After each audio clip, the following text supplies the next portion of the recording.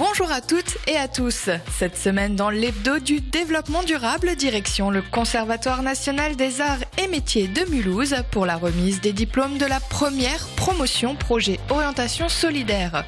Mais avant de retrouver les bancs de l'école, je vous propose de découvrir le parc naturel urbain de Strasbourg.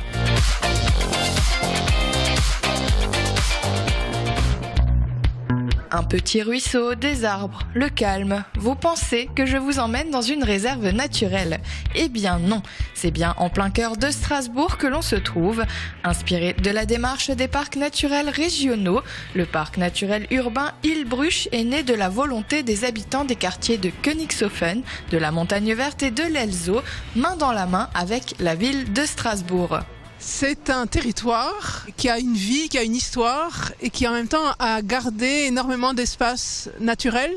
Et ces espaces aujourd'hui, on essaie de les valoriser pour permettre aux habitants qui habitent et toutes les structures qui existent dans ce secteur d'en profiter plus, tout en maintenant une qualité de la biodiversité là où c'est possible et là où c'est souhaitable. Le PNU Hillbrüch s'étend sur plus de 460 hectares pour le plus grand bonheur des urbains. Découvertes, nouvelles activités, le parc leur offre de nombreuses possibilités d'être au naturel dans la ville. Au détour d'un chemin, ce sont des marcheurs nordiques en herbe que l'on croise. On se croirait en pleine montagne. On a de la chance. C'est vrai que j'ai déjà rencontré d'autres personnes dans d'autres villes. Il y a d'autres villes où il y a des parcs naturels urbains. C'est vrai qu'il faut que les gens se rendent compte qu'il n'y a pas besoin d'avoir des fleurs artificielles et des beaux massifs pour vraiment avoir un plaisir. Et franchement, c'est une belle évasion, quoi. C'est sympa parce que c'est dehors. C'est tout près de chez moi.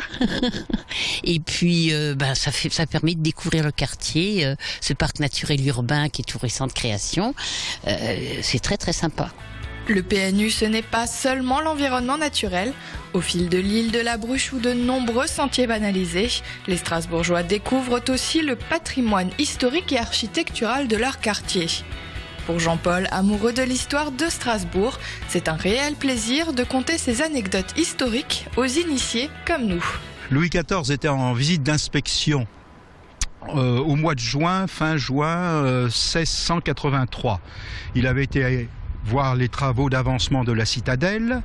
Il avait passé les troupes en revue. Et puis, il ne voulut pas dormir à Strasbourg parce que c'était une ville protestante. Et lui, roi catholique, ne pouvait pas passer la nuit dans la ville. Alors, il avait été décidé qu'il aille dormir à Molsheim. Et pour ce faire, il emprunta le canal de la Bruche, mais à cheval, le long du chemin de halage. Le parc naturel urbain Hillbrüch a été lancé en 2010 par la signature entre habitants et acteurs du territoire d'une charte. La ville de Strasbourg investit plusieurs millions d'euros dans le projet. Le parc naturel urbain marche et plaît. Pour tous les acteurs, son avenir est prometteur. Le futur, nous l'avons enclenché avec notamment les associations de la Robertsau qui souhaitent aussi que s'étende une partie du parc naturel urbain sur la Robertsau, le Wacken, le Tivoli. Et donc nous sommes en train de travailler avec eux, nous sommes en train de reprendre finalement la feuille de route dès le départ pour essayer de construire ce projet qui est un projet à la fois territorial mais également un projet déterminant pour la ville. C'est la ville en nature et c'est la nature en ville. Dans un avenir plus proche, si vous aussi vous voulez explorer la nature en ville ou la ville en nature comme vous voulez, rendez-vous du 17 au 19 avril pour un week-end d'animation et de découverte du parc naturel urbain.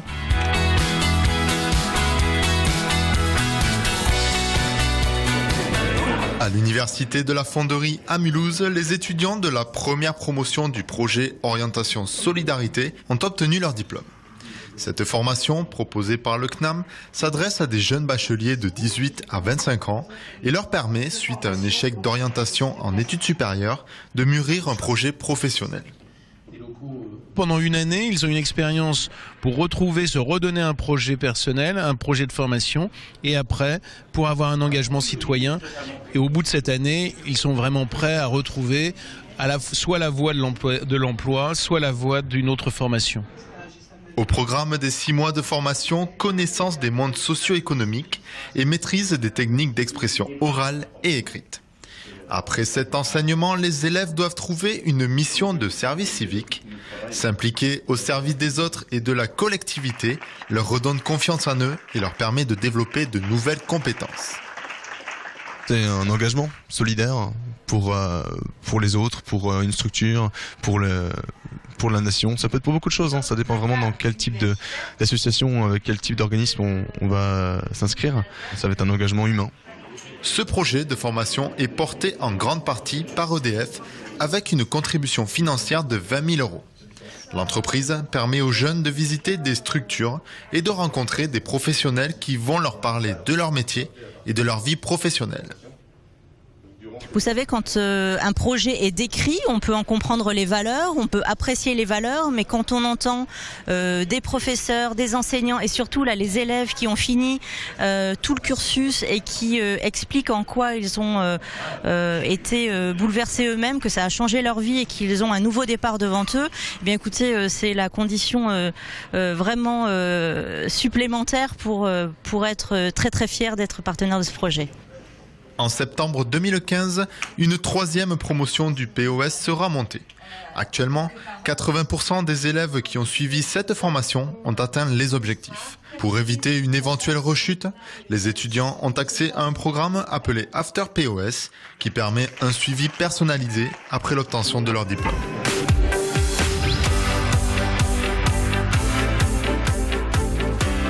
Direction votre agenda DD de la semaine.